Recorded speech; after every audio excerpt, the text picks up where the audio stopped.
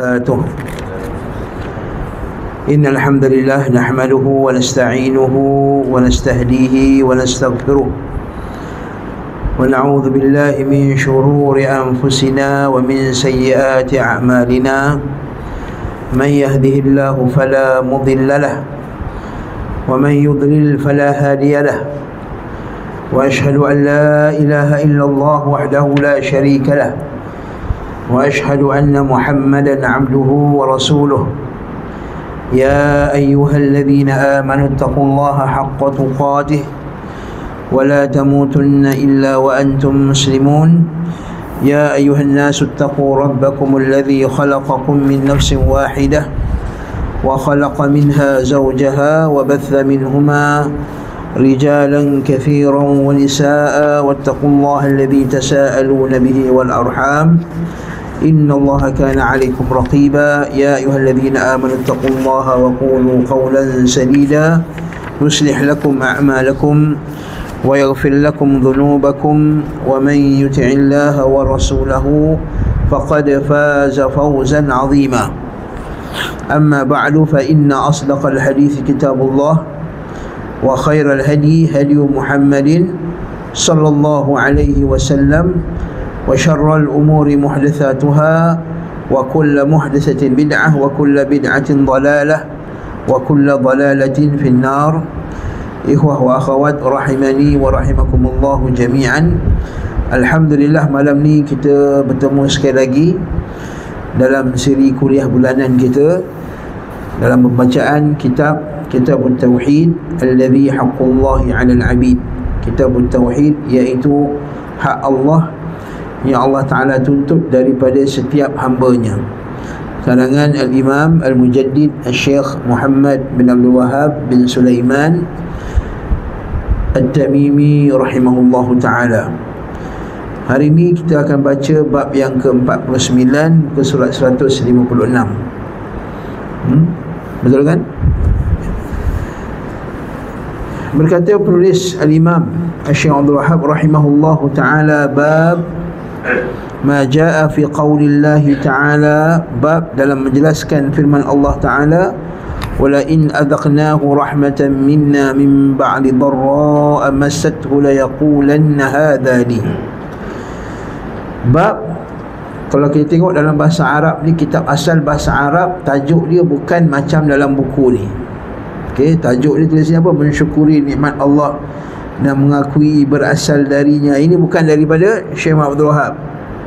Tajuk ni daripada penterjemah. Okey, jadi kalau kita kata Syekh Abdul Wahhab berkata dalam bab mensyukuri nikmat Allah, salah. Okey, tajuk ni bukan daripada Syekh Abdul Wahhab. Tajuk ni penterjemah. Tajuk asal kitab dia bab terus ayat Quran, wala in adzaqnahu, ayat bawah tu, dan jika kami merasakan kepadanya suatu rahmat daripada kami selepas kami timpakan kesusahan kepadanya, nescaya mereka akan kata hadza li, ini adalah milikku, inilah hakku. Tapi mungkin penterjemah dia melihat bahawa orang kita ni, orang sebelah-sebelah Asia Tenggara ni susah nak faham tajuk ni, maka dia buatkan tajuk mensyukuri nikmat Allah. Dan betul lah tajuk yang letakkan tu, betul lah tu. Tajuk bab ni ialah bab bersyukur kepada Allah Subhanahu wa ta'ala. Bab bersyukur pada Allah Subhanahu wa ta'ala.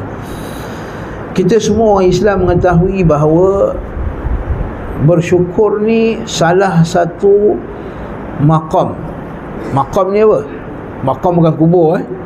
Okey. Kalau siapa mengaji ilmu akhlak, contohnya kitab Al-Imam Ibn Qayyim. Al-Imam Ibn Qayyim ada satu kitab menjelaskan bentuk-bentuk ibadah kita kepada Allah Ta'ala. Ibn Qayyim ada satu kitab yang menghuraikan iyyaka na'budu wa iyyaka nasta'in.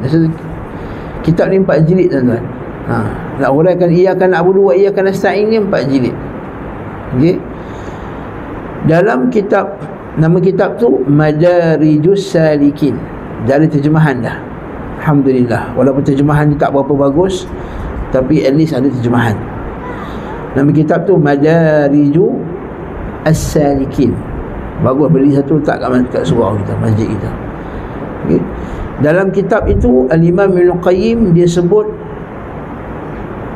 maqam-maqam peribadatan. Maksudnya perkara-perkara yang kita kena buat dalam rangka kita nak beribadah kepada Allah Subhanahu Wa Taala. Apakah sifat-sifat orang, apakah bentuk ibadah? Sebab orang kita ni bila sebut ibadah, dia faham ibadah tu apa? Salat, zakat, puasa, haji, korban, puasa sunat, sedekah, pergi umrah, zikir. Sedangkan di sana ada banyak lagi ibadat-ibadat dipanggil ibadatul qalbiyah, ibadat-ibadat hati. Antara ibadat hati ialah iman, antara ibadat hati tauhid, antara ibadat hati ialah sabar, antara ibadat hati ialah redha, antara ibadat hati yang kita pernah lalu dalam kitab ni ialah takut kepada Allah Subhanahu Wa Taala, al-khaufu minallah. Antara ibadat hati ialah ar-raja, pengharapan kepada Allah Subhanahu Wa Taala. Okay. Antara ibadah hati tawakal, bertawakal kepada Allah Ta'ala. Dan di antara maqamul ibadah, ibadah-ibadah hati yang sangat penting dalam Islam, dipanggil syukur. Dipanggil syukur. Syukur ni apa ta'rif syukur? Kalau terjemah bahasa Melayu, ta'rif dia terima kasih. Tetapi para imam-imam kita, ulama-ulama kita, dia ta'rif dengan syukur ni apa dia? Iaitu menzahirkan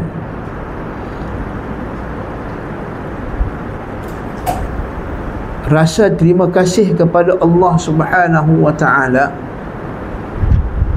dengan hati, lisan dan perbuatan. Syukur tu apa dia? Menzahirkan rasa terima kasih kepada Allah Subhanahu Wa Taala atas nikmat yang dikurniakan kepada kita, nikmat yang zahir maupun nikmat yang batin, sama ada nikmat di dunia maupun nikmat untuk hari akhirat. Dengan berterima kasih dengan cara apa? Dengan hati, nanti kita akan huraikan, dengan lisan dan dengan anggota badan. Jadi syukur ni apa? Terima kasih kepada Allah. Terima kasih kepada Allah atas apa? Atas nikmat yang dia telah berikan. Nikmat apa? Nikmat zahir, nikmat batin. Nikmat zahir apa dia? Ni, tempat tidur, rumah, makanan, anggota badan, pakaian, keluarga, anak, kapet yang selesa, mikrofon yang bagus, lampu yang terang, udara yang sejuk, makanan yang lazat, kenderaan yang bagus, badan yang sihat, mata yang terang, udara yang bersih, suara yang elok, badan sihat. Oh, ini nikmat zahir. Nikmat batin apa dia? Bukan nikmat batin boleh tangtu je, bukan. Orang Melayu kalau nikmat batin, dia faham batin tu je. Kan orang Melayu kita, oh batin, kekuatan batin. Bila kekuatan batin, dia ingat tu je lah, anu tu je lah. Batin, perasaan, rasa aman, rasa apa dia, tenang, tak ada gundah gulana, tak ada susah hati. Walaupun tak ada duit, tapi hati tak ada susah hati. Kan? Allah Ta'ala bagi dia ketenangan jiwa, iman, taqwa, wara'. Itu nikmat batin. Itu nikmat batin. Jadi syukur ni terima kasih atas nikmat zahir dan nikmat batin, dengan lisan, dengan hati, dengan lisan dan dengan anggota badan. Dan maqam syukur ni lawannya kufur. Syukur bukan lawannya tak syukur, tak terima kasih. Lawan kepada syukur ialah kufur. Apa dalilnya Ustaz? Allah Ta'ala sebut dalam Quran, inna hadainahu as-sabila imma syakiran wa imma kafura. Allah Ta'ala kata, kami jelaskan dalam surah Al-Insan, inna hadainahu, kami bagi mereka petunjuk, sama ada untuk syakiran, jadi orang yang bersyukur, wa imma kafura, ataupun kufur. Jadi syukur lawan dia kufur. Bukan kata syukur lawan dia tak apa, tak ada apa, dia ni tak bersyukur, maksudnya dia tak ada apa-apa. Tak, syukur lawan dia kufur. Sebab itulah kenapa Syekh Muhammad Wahab letakkan bab syukur ni dalam kitab Tauhid, sebab dia ada masalah akidah yang besar bagi orang yang tak bersyukur ni, dan khususnya syukur pada Allah Subhanahu wa ta'ala. Seperti dalam ta'rifan kita sebut tadi, ta'rifan syukur apa dia? Terima kasih dengan hati, anggota, dengan lisan, dengan anggota badan.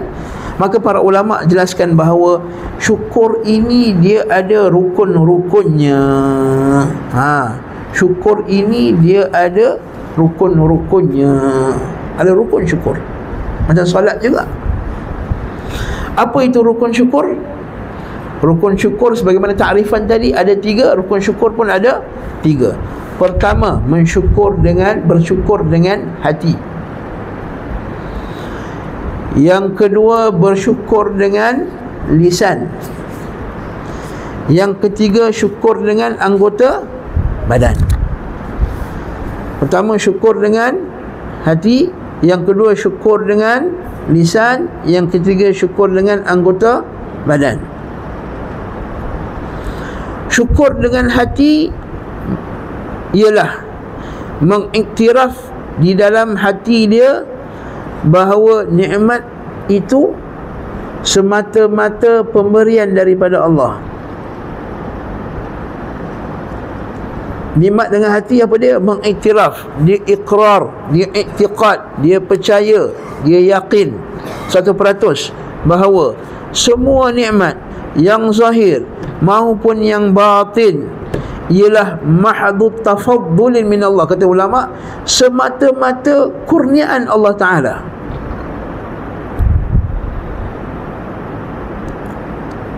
Tidak boleh ada 3 benda ni. Tak boleh ada 3 apa? Iaitu kepercayaan bahawa dia layak mendapatkan nikmat itu. Itu tak boleh.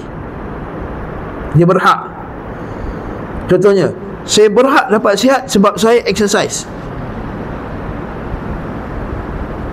Saya berhak mendapat hidayah sebab saya pergi solat 5 waktu sehari semalam. Tak boleh kata macam tu. Saya berhak jadi kaya sebab saya kerja kuat. Tak boleh cakap macam tu. Dalam hati dia, pertama, tidak boleh dalam hatinya ada i'tiqad, dia ada hak pada sesuatu pun daripada nikmat Allah Ta'ala. Satu nikmat pun, hatta kesihatan, hatta kepandaian, hatta apa segala pun, tak boleh dia kata ini hak aku. Tak. Yang kedua, tidak boleh juga dia berkata itu adalah bahagian daripadanya. Ini bahagian aku ni, aku layak mendapatnya. Jadi berhak, yang ni layak. Apa berhak dengan layak? Berhak maksudnya Allah wajib bagi kat dia. Layak ni pula dia kata aku sepatutnya dapat. Macam tu. Walaupun itu dia Allah Ta'ala punya, tapi aku sepatutnya dapat lah. Itu layak. Tak boleh. Macam tak boleh juga. Tidak boleh. Contohnya macam dia kata, yalah aku dapat SPM 10A ni sebab layak lah, aku yang pandai, sebab aku kerja kuat. Itu layak. Ataupun yang ketiga, ataupun dia beriktiqad bahawa dia adalah milik dia. Itu lagi teruk lah, bahawa nikmat itu adalah milik dia. Milik dia 100%. Jadi yang pertama tadi, apa dia?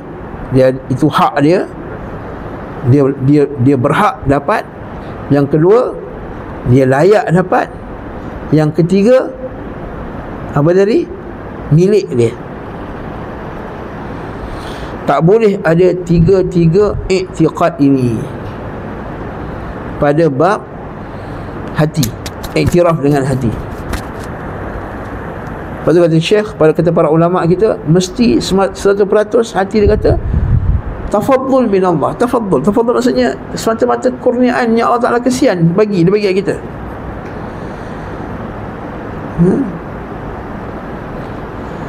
Yang kedua, rukun yang kedua, bersyukur dengan lisan. Bersyukur dengan lisan ni ada dua bahagian. Pertama, dia kena sebut nikmat itu daripada Allah Ta'ala. Yang ni kita biasa dengar, wa amma bi ni'mati rabbika fahaddits. Dalam Quran kan, wa amma bi ni'mati rabbika fahaddits. Adapun nikmat Tuhan kamu, maka kamu ceritakanlah. Menceritakan nikmat ini ada beberapa keadaan. Pertama, menceritakan nikmat yang pertama ialah bila kita ada nikmat, kita zahirkan nikmat itu tanpa kita takabur. Bila kita ada satu nikmat, kita zahirkan nikmat, tunjuk nikmat itu tanpa rasa takabur. Macam mana Ustaz? Contohnya, kita ada duit, dulu pakaian kita teruk, kemudian Allah Ta'ala bagi kita rezeki, adalah gaji sikit, kita mau beli pakaian yang elok sikit, pakai, buat pergi masjid elok. Yang ni termasuk wa amma bi ni'mati rabbika fahaddits. Jangan sengaja pakai baju koyak-koyak kat sini sebab apa nak tunjuk, ya Allah. Maksud Allah macam Allah Ta'ala ni tak bagi nikmat dekat dia, sedangkan dia ada duit, sedangkan dia mampu. Sebab itulah kata sahabat, ya Rasulullah, adakah bila aku ni pakai pakaian yang elok, pakai kenderaan yang elok, dia termasuk dalam takabur? Nabi kata tak. Sesungguhnya Allah Ta'ala itu cantik, dan Allah Ta'ala itu suka kecantikan. Wa amma bi ni'mati rabbika fahaddits. Pertama, zahirkan. Ada duit sikit, kita ada duit nak beli kereta elok sikit, kita beli. Bila kata, beli kereta baru, banyak duit, alhamdulillah, syukur Allah Ta'ala, hadza fadlu minallah, fadlu minallah. Jangan macam orang Melayu pula, cantik kereta, tak ada lah, mana ada orang Melayu kita kan. Biasa-biasa je, padahal cantik dah kereta tu. Jangan macam tu, kita alhamdulillah, Allah Ta'ala bagi saya rezeki sikit lah, alhamdulillah, berniaga jadi sikit tahun ni, dapatlah kan? Alhamdulillah. Itu termasuk fahaddits. Yang kedua, fahaddits, kita boleh cerita nikmat yang kita dapat pada orang lain. Tetapi kat sini para ulama' dia hati-hati sikit. Dia kata, hendaklah menceritakan itu kepada orang yang kita ada sangkaan bahawa bila dia dengar dia seronok, bukan dia hasad. Kan, anak kita dapat 10A SPM, kita cerita kat nenek mak kita, nenek dia lah, nenek anak kita lah. Mak ni anak kita ni dapat, anak saya dapat ni mak, Kak Long dapat ni 10A. Mak kita alhamdulillah. Wa amma bi ni'mati rabbika fahaddits. Tapi jangan cerita pada orang yang kita dah sangkaan kuat, dia jealous kat kita. Nanti kata alhamdulillah, tapi hati dia nak tunjuk lah tu, nak tunjuk anak dia pandai lah. Itu jangan. Ini disebut oleh Syekh Ibn Uthaymin, iaitu bila sebut pada orang yang kita ada sangkaan kuat, dia syukur. Okay? Ataupun kita nak menzahirkan kebaikan. Contohnya kat tempat masjid kita ada pelajar hafiz Quran, kita pun cerita kat dalam Facebook, alhamdulillah, Mahat Hafiz kita dah berjaya melahirkan 3 orang hafiz Quran. Bini fahaddits. Boleh tak? Boleh. Yang kedua, menceritakan dengan bersyukur dengan lisan ni. Yang kedua ialah yang kita biasa dengar lah, apa dia? Ucapkan alhamdulillah, puji Allah Ta'ala, segala nikmat kembalikan kepada Allah. Alhamdulillah, kan? Ini Allah Ta'ala. Jangan kata nasib baik. Jangan cakap nasib baik, alhamdulillah. Alhamdulillah, jangan cakap nasib baik orang kita. Okey? Dah, ni rukun yang kedua, syukur dengan lisan. Syukur dengan anggota badan apa dia? Yang ni yang part yang paling susah sekali. Yang pertama orang boleh buat lagi, yang kedua orang boleh buat lagi, part yang ketiga ni susah. Apa dia? Menggunakan segala nikmat itu pada ketaatan kepada Allah, dan tidak menggunakannya pada perkara yang dimurkai Allah. Yang ketiga, bersyukur dengan anggota badan. Pertama, menggunakan nikmat itu pada ketaatan. Kalau bukan pada ketaatan, bukan pada kemaksiatan. Contohnya kalau dia kata alhamdulillah juta kali pun subhanallah, alhamdulillah pakai tasbih berapa banyak, baca 1 juta kali, tiba-tiba dia gunakan matanya untuk melihat benda yang haram, dia bersyukur tak? Dia tak bersyukur.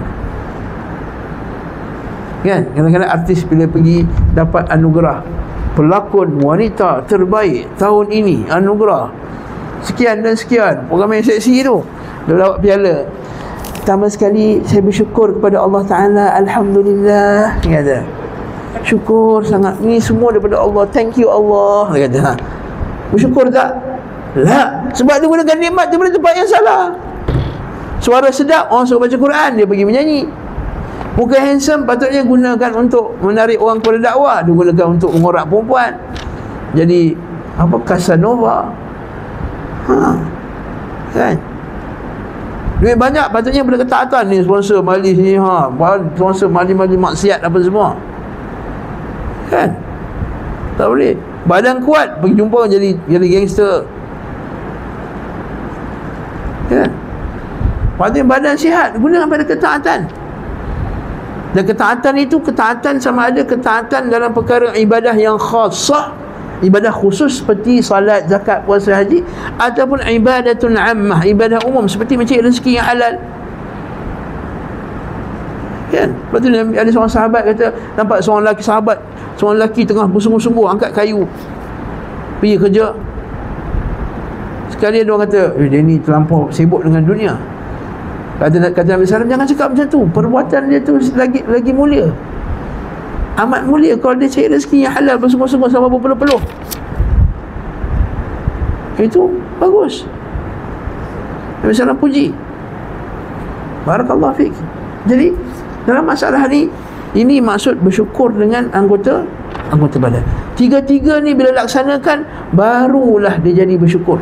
Sebab itulah Nabi SAW, Allah Ta'ala berfirman dalam Al-Quran, Allah Ta'ala kata, i'malu ala Dawud syukra, wahai keluarga Daud, beramallah sebagai tanda syukur kepada Tuhanmu. Lalu Nabi SAW solat sampai kaki bengkak. Kan? Aisyah kata kenapa? Apa kata jawapan Nabi? Afala akunu abdan syakura, tak bolehkah aku jadi hamba yang bersyukur? Maksudnya bagi Nabi kena solat bengkak-bengkak baru jadi hamba yang bersyukur. Barakallahu fiik. Kalau macam kita tak tahu, sedangkan Nabi makan apa? Kurma dengan air kosong je. Kita makan nasi lemak, nasi kandar, mi kicap, ini sebagainya. Semua sedap-sedap, lazat-lazat semua. Air sedap-sedap, ada ais lagi, sejuk lagi. Umar Al-Khattab, dia dapat air sejuk, dia kata apa? Segala puji bagi Allah yang bagi kami air sejuk. Ya Allah, jadikanlah kecintaan kami kepadamu lebih lagi daripada kecintaan kami kepada air sejuk. Sebab susah yang dapat air sejuk tu, sampai dia doa, ya Allah, bagilah jadikan kecintaan kami kepadamu ya Allah lebih hebat daripada kecintaan kami kepada air sejuk. Masya Allah. Kita air sejuk kan, tak boleh pilih-pilih lagi, tak boleh buang ais lagi kan. Allah musta'an. Baik, kita mudah. Jadi bila kita faham 3 rukun syukur ni, maka Syekh Abdul Wahab bawa satu ayat berkenaan dengan keadaan orang yang kufur kepada nikmat Allah Ta'ala ni, tak bersyukur kepada nikmat Allah. Inilah ayat dia, firman Allah Ta'ala. Mari kita tengok kitab ni. Dia kata, wala in adzaqnahu rahmatan minna min ba'di dharra massathu la yaqulanna hadha li. Dan jika kami merasakan kepadanya suatu rahmat, kami rasakan dia pada satu rahmat, sesudah kami timpakan dia dengan kesusahan, pastilah dia berkata, ini adalah hak aku. Yang ni betul tak kita sebut tadi?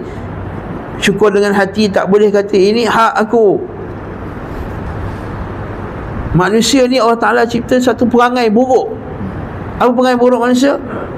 Innal insana khuliqa halu'a, kata dalam Quran. Manusia ni dicipta suka komplain, cepat apa dia? Cepat rasa tak puas hati, gundah gulana. Idza massahul khairu manu'a, bila dapat benda yang baik dia kedekut. Wa idza masyahu syarru jazua, bila dapat benda yang buruk dia apa dia komplain, sedih.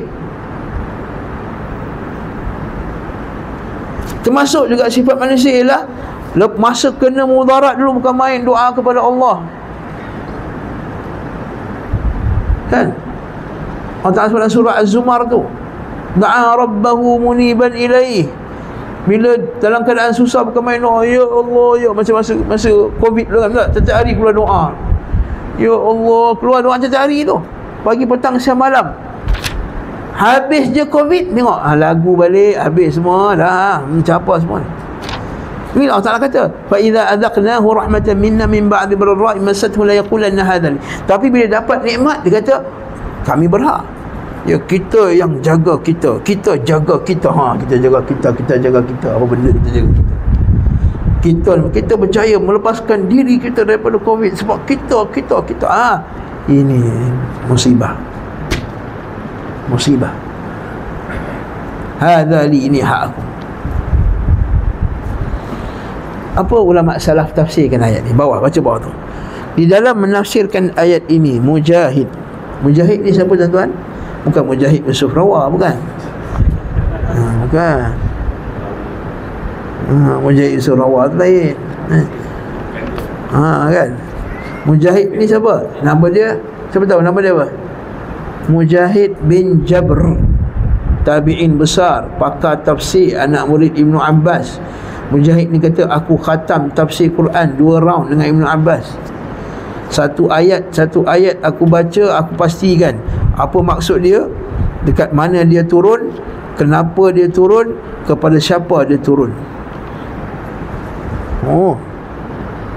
Dan kami dulu baca 10 ayat, dah faham 10 ayat, kami amal dulu. Dah amal 10 ayat tu, baru kami tambah lagi 10 ayat. Kita belajar banyak-banyak, amal kurang. Kan? Mujahid bin Jabr. Lepas tu kata ulama salaf, kalau kamu dengar Mujahid tafsirkan ayat, tak payah petikaikan lagi dah, ambil je lah, terima je. Mujahid berkata, perbuatan dia kata, ini adalah hakku, iaitu ini adalah kerana usahaku. Nampak tak? Ini adalah hakku, maksudnya kerana usahaku. Dia kata, kenapa kau ni kaya ni? Ya, aku dah usaha. Kan? Kadang-kadang beliau orang interview anak-anak SPM, macam mana kejayaan ni? Ya, saya dulu pergi tuition pagi petang siang malam. Tuition pula, cakaplah alhamdulillah dulu. Ajar anak-anak cakap alhamdulillah, syukur Allah Ta'ala takdirkan saya ni dapat cikgu tuition yang bagus, cikgu sekolah yang bagus. Syukur Allah Ta'ala takdirkan saya masa periksa tu badan sihat, otak cerdas, boleh jawab. Kan? Jadi dia kata usahaku, dan akulah yang berhak dengannya. Nampak? Dia sebut berhak kan. Ada yang mengatakan ini adalah dari diriku sendiri. Ni usahaku, so I deserve. Ini satu lagi ayat orang, kan? Dia deserve kejayaan, deserve. Mana deserve benda Allah Ta'ala bagi. Allah Ta'ala bagi. Adakah dia tu lebih rajin? Saya nak bagi contoh tuan-tuan, macam nak menunjukkan bahawa bukan sebab dia rajin tu dia tu dapat kaya tu. Dekat Sungai Buloh KL tu, kalau tuan-tuan biasa pergi KL lah, KL Selangor, Sungai Buloh. Kat Sungai Buloh ni ada banyak nursery tempat orang jual bunga tu. Satu hari saya bawa mak saya pergi beli bunga lah, pasu bunga apa semua. Tu tempat tu, Cina ni seorang pekerja dia bukan main fasih cakap orang putih, orang Bangladesh. Fasih cakap orang putih, bagus. Kita dengar orang putih tu, orang putih standard. Orang putih standard. Saya pun pula sekali jumpa dia, tanya dia, rupanya dia tu graduate ekonomi dekat University of Bangladesh. GPA tinggi dia, dan ada master tak silap saya. Kalau tak lupa saya ada master dalam bidang ekonomi. Tapi dia kata, tapi kat negara saya tak ada pekerjaan. Saya datang kat sini, jadi pekerja nursery. Kita tanya dia, adakah dia lagi pandai, adakah dia kurang pandai daripada orang yang gaji lagi besar kat Malaysia yang tak gaji tinggi macam dia? Tak. Tapi Allah Ta'ala takdirkan dia berada di situasi yang. Dan seorang lagi tukang basuh kereta dekat BP serambut dulu, kan tak ada dah, janggut dia tebal macam Zaid ni, janggut dia macam Syekh.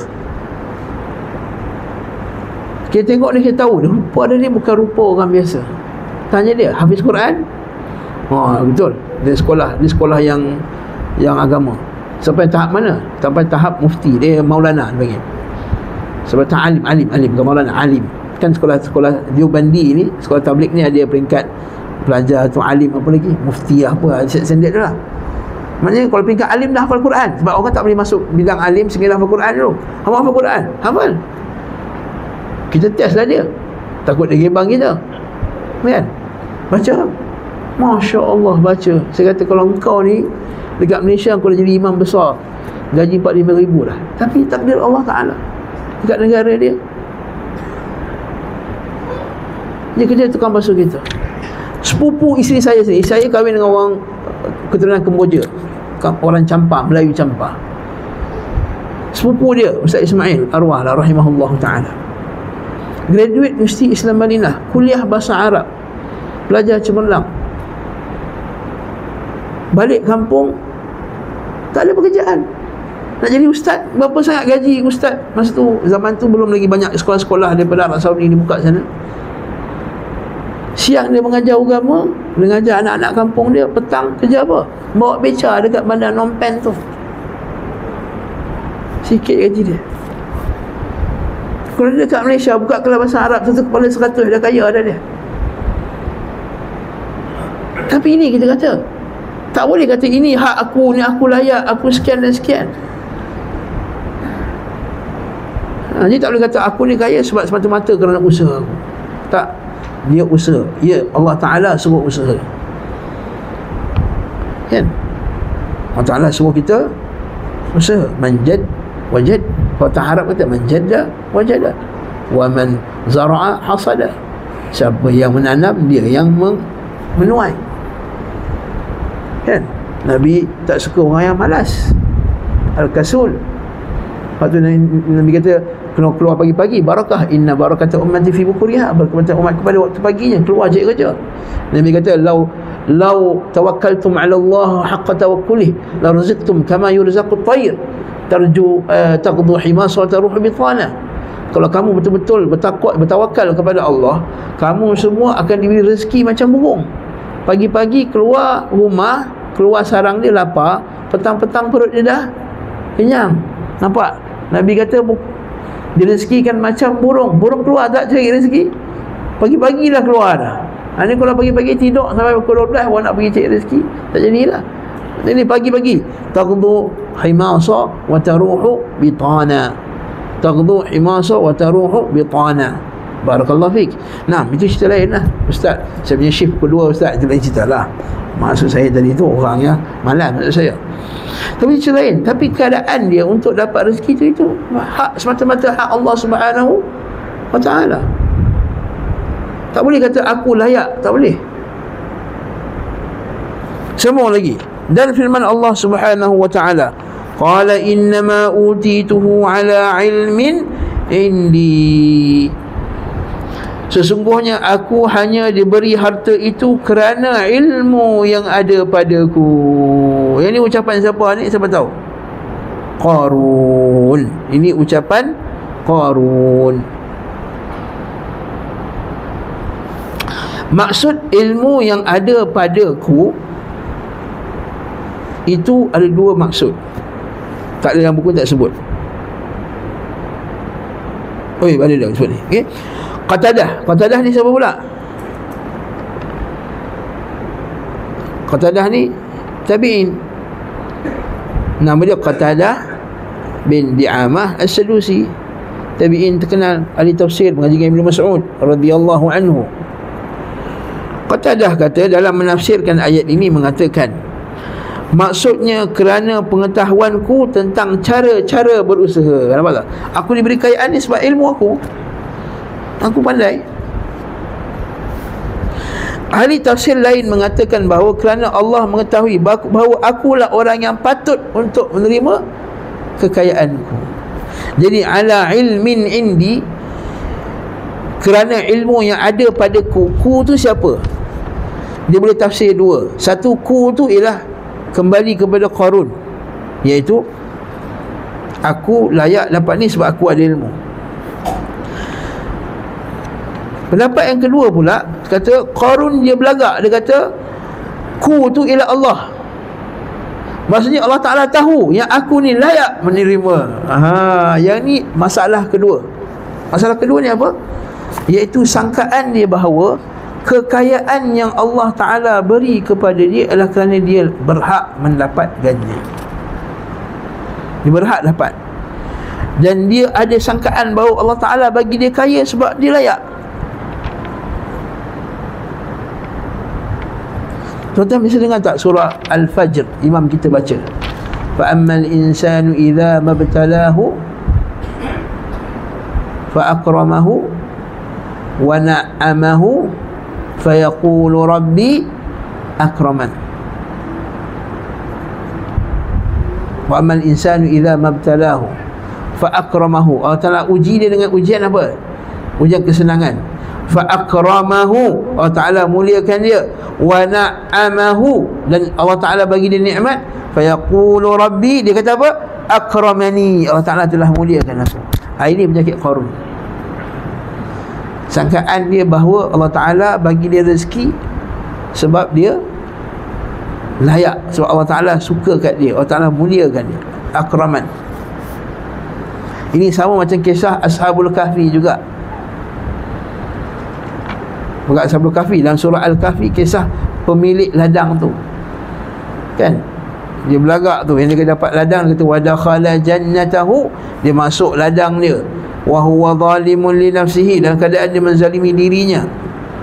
Dia kata apa? Qala ma adunnu an tabida hadhihi abada, aku yakinlah harta-harta aku takkan hilang selama-lamanya. Wa ma adunnu sa'ata qa'imatan, dan aku yakin hari kiamat tak berlaku. Dan walain ruditu ila rabbi, dan kalau berlaku sekalipun, la ajidanna khairan minha munqalaba, aku akan dapat kedudukan yang lebih hebat daripada ni. Ini masalah kedua Qarun. Dia kata apa? Allah Ta'ala bagi dia nikmat kat dia kerana dia tu layak, deserve. Ini penyakit yang kita semua kena betulkan salah faham ni, iaitu Allah Ta'ala bagi dunia bukan sebab Allah Ta'ala sayang. Dan satu hadis riwayat Ibnu Mas'ud daripada Nabi SAW, diriwayatkan oleh Imam Muslim, inna Allaha yu'ti dunya atau yu'ti al-mal ala man yuhibbu wa man la yuhibbu. Allah Ta'ala bagi harta dunia ni kepada siapa yang dia cinta dan siapa yang dia tak cinta. Maksudnya dunia ni semua dia bagi. Siapa yang dicinta dia bagi, siapa tak cinta pun dia bagi. Walakinna Allah la yu'ti dunya yu'ti al-akhirah. Allah Ta'ala tak bagi akhirat illa man yuhib, melainkan siapa yang dia sayang, macam-macam. Jadi kena faham masalah ni. Kemuliaan yang Allah Ta'ala bagi bukan bergantung kepada harta banyak, tapi bagaimana dia menggunakan harta tersebut. Kemuliaan dia ialah pada, betul Allah Ta'ala semua ayat tu Allah Ta'ala sebut apa dia? Wa ammal insanu idza mabtalahu fa ammal insanu idza mabtalahu fa akramahu wa na'amahu fa yaqulu rabbi akraman wa amma idza mabtalahu, dan bila Allah Ta'ala uji dia pula dengan ujian yang buruk, fa qadara alaihi rizqahu, Allah Ta'ala sempitkan rezeki dia, fa yaqulu rabbi ahanan, dia kata Allah Ta'ala telah menghina dia. Allah Ta'ala kata tak, kalla balla, tak, bahkan tidak, bukan macam tu persangkaan kamu. Yang kamu ni jadi hina sebab apa? La tukrimunal yatim, kamu tak menghormati anak yatim. Wala tahaduna ala ta'amil miskin, dan kamu semua tak menggalakkan orang bagi makan orang miskin. Wa ta'kuluna turatha aklan lamma, kamu makan harta pusaka orang, kamu campur harta kamu yang halal dengan haram. wa ta'kuluna turatha aklan lamma wa tuhibbuna al-mala hubban jamma. Dan kamu cintakan harta kamu gila-gila punya cinta, hubban jamma, sampai gila dengan harta ni, sampai jadi syahih, sampai jadi syuh, sampai jadi orang yang jahat dengan harta. Syuh bahasa Arab panggil syahih. Syahih ni apa? Tamak, nak ambil semua harta yang halal tak halal semua dia ambil, dan kedekut nak bagi pada orang yang ada hak. Itu baru tanda penghinaan Allah Ta'ala kepada dia. Kita faham ayat ni? Jadi ayat yang Syekh Abdul Wahab bawa bawah ni, kisah Qatadah ni, apa semua ni, nak menafsirkan tiga jenis ataupun tiga perkara yang patut kita kena syukur dengan hati, iaitu iktiraf dengan hati bahawa dia tidak ada hak, dia tidak ada kelayakan, dan dia itu bukan daripada usaha dia, semata-mata tafaddul minallah, pemberian daripada Allah Subhanahu wa ta'ala. Jelas masalah ni? Barakallahu fiik. Kemudian Syekh Abdul Wahab bawa satu hadis yang panjang yang biasa kita dengar, tapi kita ulang baliklah, kita ulang, mungkin kita boleh ingat. InsyaAllah apa? 841 ngam insya-Allah. Kita baca, diriwayatkan oleh Abu Hurairah radhiyallahu anhu bahawa ia mendengar Rasulullah SAW bersabda, inna thalathatan min bani Israil abrasa wa aqra wa ama fa arada Allah an yabtaliyahum fa ba'atha ilayhim malaka fa ata al-abrasa fa qala ayyu shay'in ahabbu ilayk qala lawnun hasanun wa jildun hasan ويذهب عني الذي قد قدرني الناس به قال فمسحه فذهب عنه قدره فأعطي لونا حسنا وجلدا حسنا قال فأي المال أحب إليه قال الإبل أو البقر شق إسحاق فأعطي ناقة أشراء فقال بارك الله لك فيها قال فأتى الأقرع فقال أي شيء أحب إليه قال شعر حسن ويذهب عني الذي قد قدرني الناس منه فمسحه فذاب عنه قدره وأعطي شعرا حسنا فقال أي المال أحب إليك قال البقر أو الإبل فأعطي بقرة حاملا قال بارك الله لك فيها فأتى الأعمى فقال أي شيء أحب إليك قال أن يرد الله إلي بصري فأبصر به الناس فمسحه فرد الله إليه بصره قال فأي المال أحب إليك قال الغنم فأعطي شاة والدا فأنتج هذا وولد هذا فكان لهذا واد من الإبل ولهذا واد من البقر ولهذا واد من الغنم. Sesungguhnya ada 3 orang daripada Bani Israel. Ini kisah Bani Israel. Kisah Bani Israel. Ahli sunnah kata, Nabi kata hadith wala haraj, kan, sampaikan berita daripada Bani Israel, tidak mengapa, tapi jangan menipu sudah, kan. Hadithu an Bani Israel wala haraj. Dan sikap kita, kata para masyayikh kita, bila kita dengar sahaja, apa dia, dengar saja kisah daripada qasasun nabiyyin, kisah-kisah Nabi, maka ada 2 benda yang kita kena buat wajib. Yang pertama, tasdiq, membenarkan kisah itu. Yang kedua, akhdhul ibrah, mengambil pengajaran. Okey, kisah ini bukan kisah penglipu lara, bukan untuk kita dengar buat syok-syok telinga aja, bukan. Kisah yang disampaikan oleh Nabi ini kisah yang padanya ada pengajaran. Patah Arab kata man ta'adha bi ghairihi fa amma as-sa'id man ta'adha bi ghairihi. Orang bahagia itu ialah orang yang mengambil pengajaran daripada kejadian yang berlaku pada orang lain. Bukan kena tunggu diri dia kena baru dia nak ambil pengajaran. Jadi Bani Israel ni iaitu ada 3 orang. Satu yang kena penyakit, kita lepra, abros ni penyakit sopak, yang orang yang kulit dia hitam tiba-tiba ada putih dia tu, kan, panggil sopak. Kat sini panggil lepra. Tak tahu lah betul ke tak bahasa muda, bahasa putih betul tak? Leper, ya. Yang kedua yang berkepala botak. Berkepala botak sini, rambut dia licin langsung, tak ada rambut.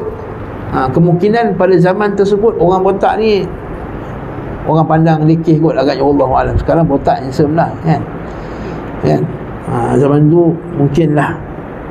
Okay? Yang ketiga, orang buta. Lalu Allah ingin menguji mereka bertiga, maka diutuslah kepada mereka seorang malaikat. Pertama, datanglah malaikat itu kepada si penderita penyakit sopak tadi dan bertanya kepadanya, apakah yang engkau paling ingin, apa yang paling kamu inginkan? Maksudnya malaikat tu menyamar jadi orang, kemudian kata dia, kau nak apa? Dia kata, aku nak rupa yang elok, kulit yang indah, dan penyakit yang menjijikkan orang ini, orang ramai ini hilang dari tubuhku. Dia minta supaya, ya Allah, dia kata, aku minta sangatlah aku ada kulit yang cantik dan kecacatan yang ada ni pergi hilang lah, supaya orang tak pandang apa lagi dah, tak pandang hina kat aku lagi. Maka diusaplah penderita itu dan hilanglah penyakit kulit dia tadi serta merta. Jadi terus kulit dia elok, kan? Rupa dia pun elok. Bila malaikat tanya lagi, dia kata, kamu nak kekayaan apa daripada dunia ni? Nak apa? Nak harta apa? Dia kata, aku nak sepasang unta. Sepasang unta atau sapi. Ishaq ragu-ragu antara unta atau sapi. Ishaq ni apa? Ishaq yang meriwayatkan hadis, Ishaq bin Rahway ni, dia ragu-ragu. Maka diberilah seekor unta yang bunting dan didoakan, semoga Allah melimpahkan berkahnya kepadamu dengan unta ini. Ini dalil bahawa kalau orang tu dapat benda yang baru, beli kereta baru ke dapat baru, kita doakan keberkatan padanya. Barakallahu fiik. Dan juga untuk mengelakkan penyakit ain, didoakan barakah. Jadi dengan azan tu kita habiskan. Wallahu a'lam bissawab.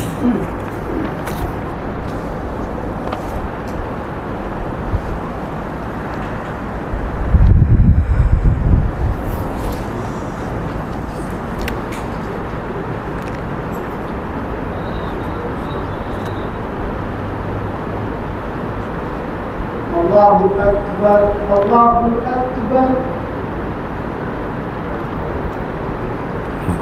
Allahu Akbar, Allahu Akbar. Asyhadu an la ilaha illallah. Asyhadu an la ilaha. Asyhadu an la ilaha illallah.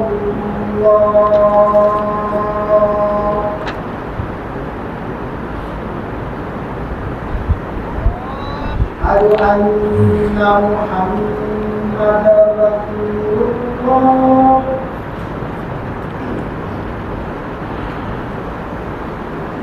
Asyhadu anna Muhammadar Rasulullah.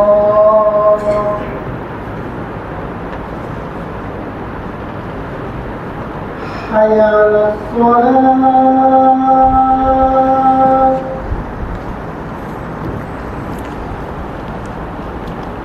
Hayya 'alas shalah.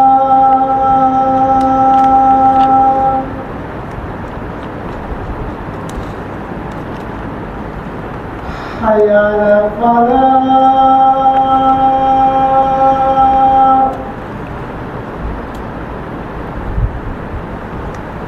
Hayya 'alal falah.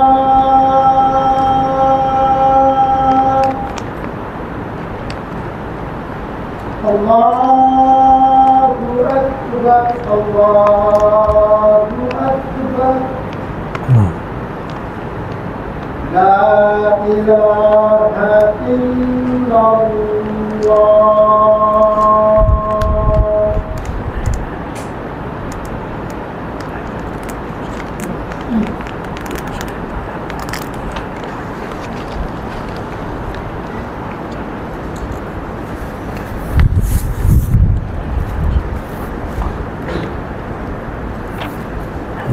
Bismillah wassalatu wassalamu ala rasulillah. Bersambung kisah tadi, maka lelaki yang ada penyakit sopak tadi pun diberilah apa? Kulit yang baik. Kemudian diberi seekor kambing, seekor unta yang bunting. Dan malaikat tu pergi yang orang kedua pula, yang kepala botak tadi tu. Kata, apa yang kamu nak? Dia kata, aku nak rambut yang indah, hilang daripada aku apa yang menjijikkan orang. Dan kemudian lelaki tu pun usaplah kepala dia, malaikat tu besar. Elok ada rambut pula lepas tu, tumbuh cantik elok rambut dia. Dan tanya pula, binatang apa yang kamu nak? Dia kata, aku nak sepasang lembu, aku nak seekor lembu, aku nak lembu. Maka dia bilang, lembu yang bunting dah nak beranak dah. Okey. Lepas tu dia doakanlah, semoga Allah Ta'ala berkati kamu pada harta ini. Pergi laki ketiga pula, laki yang buta, kan, bertanya, apa yang kamu nak? Dia kata, supaya Allah Ta'ala kembalikan penglihatanku, dan supaya aku dapat melihat orang, supaya aku dapat lihat orang lah. Maka diusaplah pada matanya, eloklah matanya. Kemudian kata, kekayaan apa yang kamu nak? Aku nak kambing. Maka diberilah kambing yang bunting. Lalu membiarlah binatang tadi sampai penuh satu lembah. Yang unta tu penuh satu lembah, yang lembu tu penuh satu lembah, yang kambing pun penuh satu lembah. Kemudian kita skip bahasa Arab ni, masih bahasa Melayu terus sebelah tu. Kemudian datanglah malaikat itu kepada orang yang sebelumnya menderita tadi dengan rupa dia dahulu. Malaikat tu datang dengan rupa dia dulu. Maksudnya dia datang dalam bentuk orang yang sopak pula. Dia kata, aku seorang miskin. Malaikat tu kata, aku seorang miskin, telah terputus segala jalan bagiku untuk mencari rezeki dalam perjalananku, sehingga tidak ada yang dapat meneruskan perjalananku hari ini kecuali dengan pertolongan Allah dan kemudian pertolonganmu. Malaikat ni bagus. Malaikat ni akidah dia betul. Malaikat akidah dia sahih. Dia kata, tak ada siapa lah boleh tolong aku melainkan dengan Allah dan kemudian kamu. Nampak ni adab, kan? Kan? Kalau kita cakap orang macam tu juga. Dia kata, dengan pertolongan Allah kemudian pertolonganmu. Okey. Naam. Demi Allah, diingatkan pula nikmat dia. Demi Allah yang telah memberikan anda rupa yang elok, kulit yang indah dan kekayaan ini, aku minta kau seekor unta je. Dia dah ada satu lembah dah, kan? Seekor unta je, untuk supaya aku ada bekal nak balik kampung aku. Apa lagi dia jawab? Dia kata, aku ni banyak tanggungjawab. Yang ni kadban wazuran, kata ulama. Tipu. Bukannya dia banyak sangat, tapi dia tipu. Sebab kalau betul-betul tanggungan dia banyak, maka dia tak berdosa. Yang ni sebab dia menipu, kan? Biasanya aku dia banyak komitmen lah, kan? Dia banyak hak tanggungjawab dia banyak. Malaikat yang menyerupai tadi dia kata apa? Sepertinya aku kenal kau ni. Bukankah kau dulu menderita sakit? Bukankah orang dulu pandang kau jijik? Dan dulu kau miskin, lalu Allah Ta'ala bagi kekayaan. Apa lagi dia jawab? Sesungguhnya harta kekayaan ini aku warisi turun-temurun dari nenek moyangku yang mulia lagi terhormat. Nampak tak? Pertama, rukun syukur yang pertama dia gagal lah. Dia tak mengiktiraf nikmat tu daripada Allah. Rukun syukur yang kedua dia gagal lagi. Apa dia? Dia tak kata alhamdulillah daripada Allah. Dia tipu pula, ni daripada keturunan aku. Aku yang anak orang kaya. Dan rukun syukur yang ketiga dia gagal. Sebab apa? Bukankah dia kena gunakan ketaatan? Dia kena sedekah balik, dia kena bagi zakat, dia kena bagi apa semua? Dia tak buat. Maka malaikat berkata, jika anda berkata dusta, nescaya Allah mengembalikan anda kepada keadaan anda semula. Datang yang kedua pula, orang yang sakit botak tadi. Sama juga dialog dia, kan? Dia kata, aku ni datang jauh, tak ada siapa boleh bantu aku melainkan pertolongan Allah dan pertolongan kamu. Dia kata, tak. Dia kata, tak boleh. Dia kata, aku banyak tanggungan. Bukankah kau dulu botak, orang semua hina kau miskin. Allah tak nak bagi kamu ni harta lembu yang banyak ni. Botak, aku warisi daripada keturunan aku. Sama juga dialog sama. Engkau dusta, nanti kau dapat balik. Yang ketiga bagus. Dia kata apa?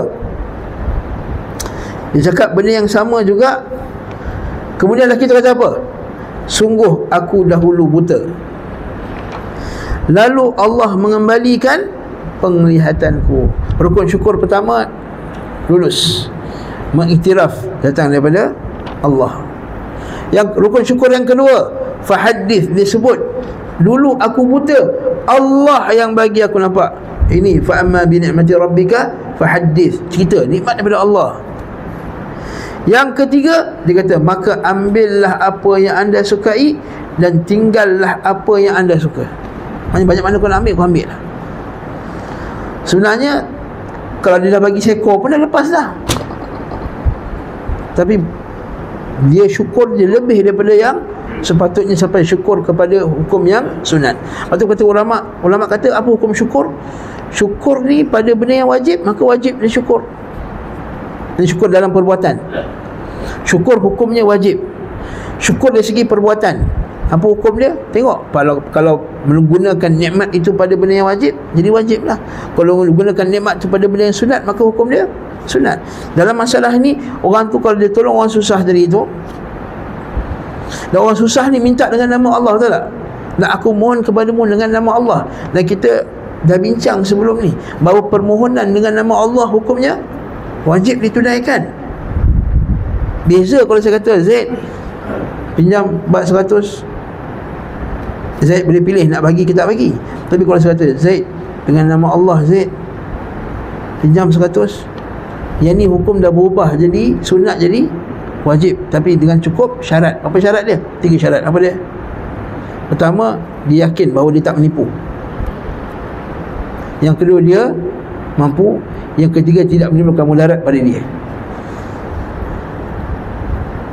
Jadi kalau kita minta as'aluka billah ni ialah ayat yang sangat besar. Sebab apa? Sebab orang Islam dia mengagungkan nama Allah. Bila dia memohon dengan nama Allah, maka nilai dia tak sama dengan mohon saja-saja. Sebab tu ada bab juga dalam kitab Tauhid, Nabi larang untuk memohon dengan nama Allah benda yang lekeh. Aku mohon dengan nama Allah Ta'ala, bagilah aku tumpang tengok sekali bola sepak dengan kau. Tak, janganlah, itu benda lekeh. Itu benda lekeh, tak boleh. Jangan memohon dengan nama Allah benda yang lekeh, benda yang penting. Macam kita dah hidup mati kita, orang sakit atau seumpama dengan, baru boleh. Jadi lelaki ni telah menggunakan nikmat dia tadi pada perkara yang sunat. Dia kata ambil, berapa banyak kau nak ambil pun. Dan aku tidak mempersulit anda dengan meminta anda mengembalikan sesuatu yang telah anda ambil kerana Allah. Nampak tak? Aku takkan susah kau lagi, aku takkan minta kau pulangkan balik dah. Sebab kau ambil ni kerana Allah Ta'ala. Nah, ambil dah. Malaikat yang menyerupai orang buta tu kata apa? Kau peganglah kekayaan anda, maksudnya simpanlah, aku bukan nak ambil pun. Sesungguhnya kalian ini hanyalah diuji oleh Allah. Kamu semua diuji oleh Allah. Allah telah redha pada engkau dan telah murka pada 2 lagi teman engkau. Kata Syekh Saleh Sindi, dia kata ni dalil bahawa kisah 2 orang tadi tu dah masyhur, dah diketahui oleh orang kampung bahawa mereka dikembali ke jadi miskin. Sebab Nabi kata apa? Sebab kata lelaki tu, engkau lulus dan 2 lagi telah gagal dalam ujian ini. Jadi kesimpulan bab ni mudahlah. Kesimpulan yang mudah, tapi laksanakan dia tak mudah. Iaitu segala nikmat yang Allah Ta'ala bagikan, nisbahkannya kepada Allah, dan wajib kita laksanakan ketiga-tiga rukun tadi. Dan kufur kepada nikmat ni, dia 2 je kesan dia. Sama ada yaqdah fi kamali tauhid, dia mencacatkan pada kesempurnaan tauhid, maksudnya dia buat dosa. Fi kamalil wajib, mencacatkan pada bahagian yang wajib daripada tauhid, maksudnya dia dosa. Dan lagi besar lagi, dia menjadi kufur akbar. Kalau ketika dinisbahkan tadi nikmat itu pada orang lain, dia 100% i'tiqad bahawa datang daripada makhluk, bukan daripada Allah Ta'ala. Ini 100% daripada usaha aku, Allah Ta'ala tak ada kena-mena. Itu kalau cakap macam ni, kufur akbar lah, kufur besar lah. Okay? Wallahu Ta'ala alam bisawab. Sekadar ni saja. Dan bab syukur ni luas. Imam Ibn Qayyim luas, dia Cerita pasal bab syukur, mawatil syukur, thamarati syukur, kan? Dan ila akhiri, banyak lagi lah kisah. Okey.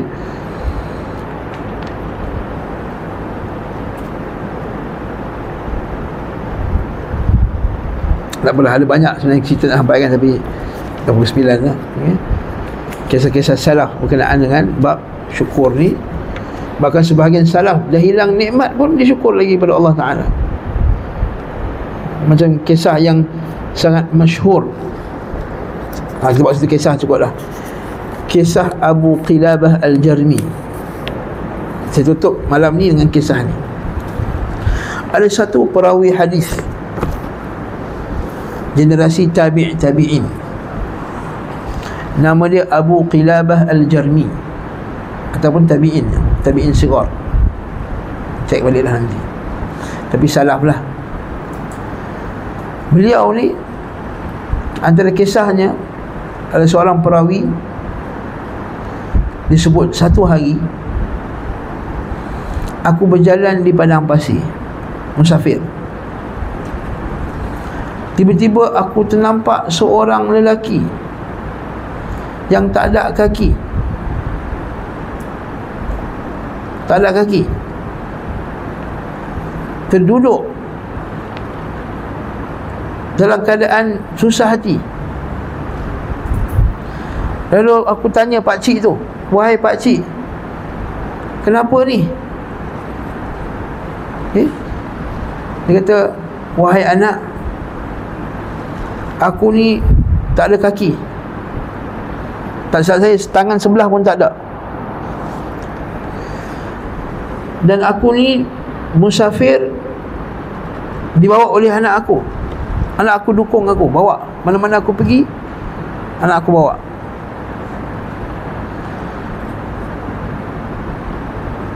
Tapi kami berhenti kat tempat ni, dan dia pergi cari kayu api, tapi sampai sekarang tak balik-balik lagi. Boleh tak tolong wahai anak muda, tolong carikan mana anak aku ni? Lelaki tu pun carilah anak dia tadi. Tiba-tiba dia nampak anak dia dah kena makan dengan serigala.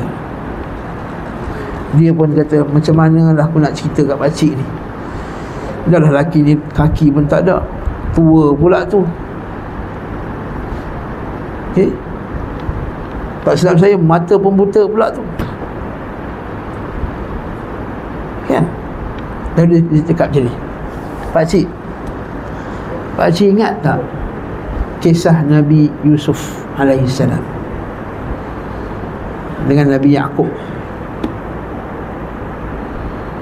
Kan Nabi Yaqub kehilangan Yusuf. Apa yang Nabi Yaqub cakap? Dia kata, aku redha ni pemberian daripada Allah Subhanahu Wa Taala. Dia kata, adakah Nabi Yaqub marah wahai pakcik? Tak, Nabi Yaqub tak marah. Dan itu adalah pemberian daripada Allah Subhanahu Wa Taala. Dia kata, pakcik, ketahuilah sesungguhnya anak pakcik dah mati kena makan dengan serigala. Apa yang diucapkan oleh pakcik tua ni? Dia kata, segala puji bagi Allah. Nampak tak? Syukur. Alhamdulillahilladzi Alhamdulillahilladzi, kata, segala puji bagi Allah yang telah murniakan kepadaku. Rasa syukur terhadap nikmatmu ya Allah, nikmat yang kau telah berikan kepadaku. Dia kata alhamdulillah, segala puji bagi Allah atas nikmat yang kau telah beri syukur kepadaku. Kerana sesungguhnya anak aku ini tak pernah sekali pun derhaka kepadaku. Dan ya Allah, engkau telah ambil sebahagian daripada badanku, daripada aku, tapi engkau telah kekalkan banyak lagi perkara yang lain. Lelaki ni pun bawa lah dia, nampak? Bawa dia kembali kampung ni. Rupa-rupa dia ni ialah Abu Qilabah Al-Jarmi, satu ulama hadis yang besar, hafal ratus ribu hadis ni. Orang bila sambut dia, orang semua sedih tengok dia, kan. Orang sedih, dah anak dia meninggal, apa semua dah sakit, tangan kaki dah tak ada apa semua. Dia kata segala puji bagi Allah. Dia ambil sebahagian daripada badanku tapi dikekalkan sebahagian yang lain, dia kata. Dia ambil anak aku tapi aku ada anak yang lain, dia kata. Dan segala puji bagi Allah, Allah Ta'ala masih kekalkan hadis-hadis Nabi dalam dada. Allahu Akbar. Bunyilah teruk orang macam ni pun bersyukur lagi kepada Allah Subhanahu wa ta'ala. Jadi kisah Abu Qilabah Al-Jarmi ni, tuan-tuan baca sendirilah, saya pun tak ingat lafaz dia. Menjadi pengajaran. Sampai perawi hadis kata doa yang sangat indah dia ucapkan tadi itu patutnya dipelajari oleh semua orang. Macam mana dalam keadaan dia timpa dengan musibah pun dia syukur kepada, dinisbahkan nikmat itu kepada Allah Subhanahu wa ta'ala. Wallahu ta'ala alam bisawab. Sekadar ini sajalah. Allahumma alimna ma yanfa'una. Allahumma auzi'ni an ashkura ni'mataka allati an'amta alayya wa ala walidayya wa an a'mala salihan tardah wa aslih li fi dhurriyyati inni tubtu ilaika wa inni minal muslimin. Ya Allah, Tuhanku, Kau kurniakanlah kami rasa syukur kepadamu, ya Allah, atas nikmat yang Kau telah kurniakan kepada kami, dan juga ke atas kediri bapa kami, dan Kau kurniakanlah kami agar kami dapat beramal salih, a'mal salihan tardah. Wa aslih li, ya Allah, dan perbaikilah zuriat kami, ya Allah, fi dhurriyyati inni tubtu ilaik, ya Allah, kami bertaubat kepadamu, ya Allah, wa inni minal muslimin, dan semuanya aku termasuk di kalangan orang yang muslim. Sallallahu ala Muhammad wa ala alihi wa sahbihi wa sallam, walhamdulillahi rabbil alamin. Assalamualaikum warahmatullahi wabarakatuh.